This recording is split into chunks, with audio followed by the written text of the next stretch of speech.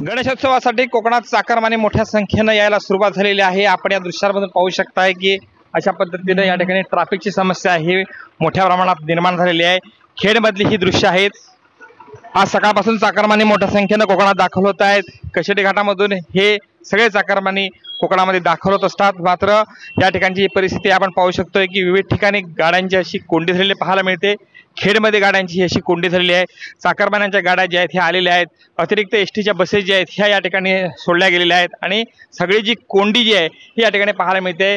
मुंबई गोवा महामार्गावरती असणारे मोठ्या प्रमाणात असणारे जे खड्डे आहेत ह्या खड्ड्यांमुळे हा प्रवास जो आहे हा इथं विलंबाने होतो आहे।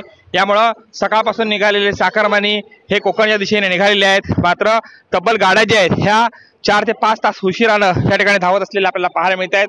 मोठ्या संख्येने चाकरमानी जे आहेत हे दाखल होत असले तरी देखील रस्त्याची गंभीर समस्या जी आहे ही भेडसावत आहे। यामुळे त्याचा प्रवास जो आहे हा इथं खडतर होतोय आणि वेळेनं चाकरमानी कोकणामध्ये दाखल व्हायला सुरुवात झालेली आहे। प्रवासादरम्यान विविध स्वरूपाचे अडथळे निर्माण झालेले आहेत। यामुळे ट्रॅफिकची समस्या ही वाढलेली आहे।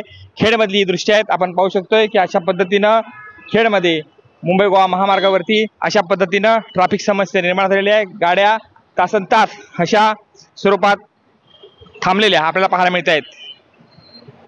एसटीच्या गाड्या आहेत या देखील मोठ्या संख्येने कोकणामध्ये दाखल होत आहेत आणि सध्या मात्र परिस्थिती या ठिकाणी जी पाहायला मिळते की चाकरमानी कोकणामध्ये मोठ्या संख्येने येत आहेत। मात्र ट्रॅफिकची समस्या मोठी आहे। यामुळे प्रवाशांचा प्रवास जो आहे चाकरमान्यांचा प्रवास आहे हा दिरंगाईनं होताना दिसतोय। सध्या खेडमध्ये मोठ्या प्रमाणात मुंबई गोवा महामार्गावरती वाहतूक कोंडी झालेली आपल्याला पाहायला मिळते। पुस्तका साळगावकर, टीव्ही मराठी, खेड, रत्नागिरी।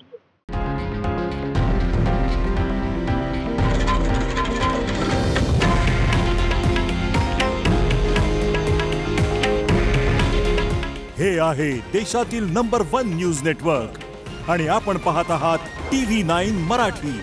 काळजी तुमची, हित महाराष्ट्राचं।